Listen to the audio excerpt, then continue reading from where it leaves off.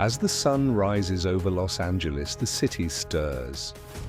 Skyscrapers cut through the morning haze, streets fill with motion, and the Pacific sparkles on the horizon.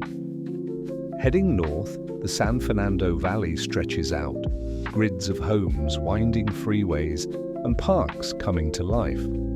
The land rises into the rugged Santa Monica Mountains, their slopes dotted with trails and homes that cling to the ridgelines.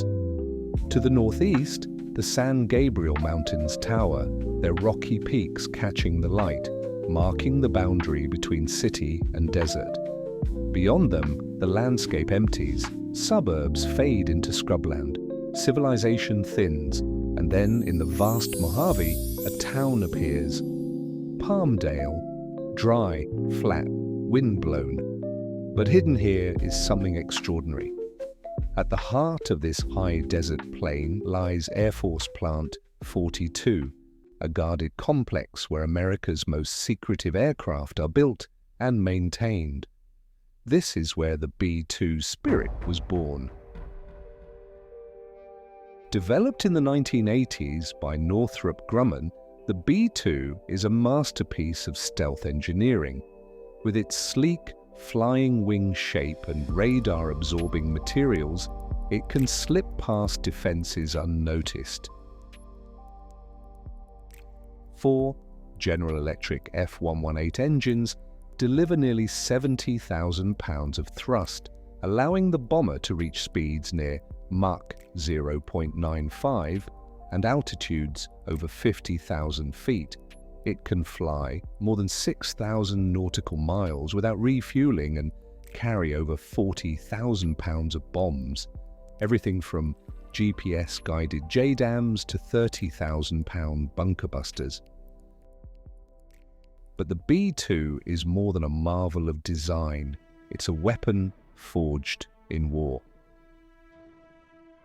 Most recently, in 2025, the B-2 was called into action during a flare-up between Iran and Israel.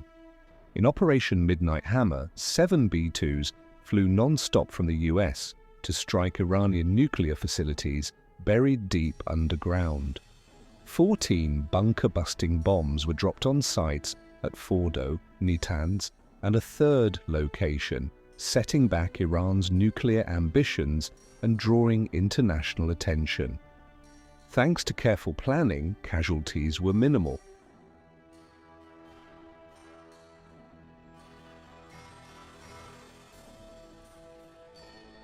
Its combat debut came decades earlier in 1999 during NATO's Operation Allied Force in Kosovo. B-2s flew 30-hour missions from Missouri to the Balkans, destroying air defenses, command centers, and bridges. Though only a handful were deployed, they hit a third of all high-priority targets in the opening days of the war. In 2001, they struck again, this time in Afghanistan. On October 7, the opening night of Operation Enduring Freedom, B-2s launched the first wave of attacks against Taliban and Al-Qaeda positions. Their precision-guided bombs struck caves and hideouts, helping cripple the enemy's early resistance.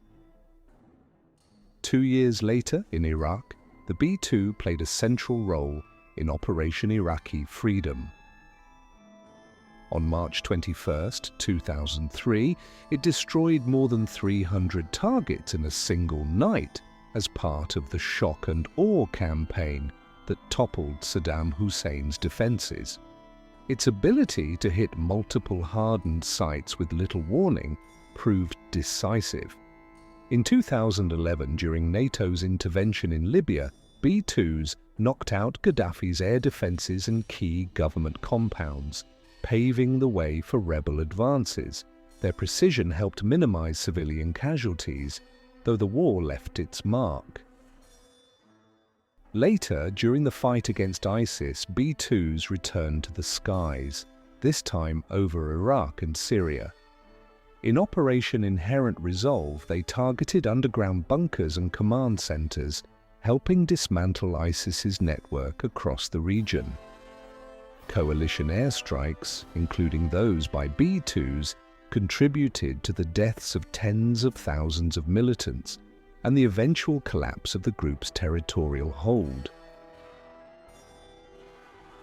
Between wars, the B-2 returns to its birthplace at Plant 42 for maintenance and testing.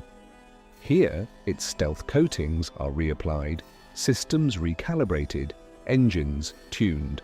Every mission begins and ends in these hangars. The cost is immense, up to $63 million per plane each year, but the B-2 remains one of the most potent and elusive weapons ever built. Today, its future hangs in the balance. With the B-21 Raider on the horizon and newer technologies in development, the B-2 may soon give way to its successor. Yet its legacy endures. As evening falls on Palmdale, an engineer steps out of the hangar, gazing at the bomber's dark silhouette under the fading light. He doesn't see just a machine. He sees echoes of every conflict it has touched, from the mountains of Afghanistan to the deserts of Iran. Quietly, almost to himself, he says, "You are the harbinger of doom."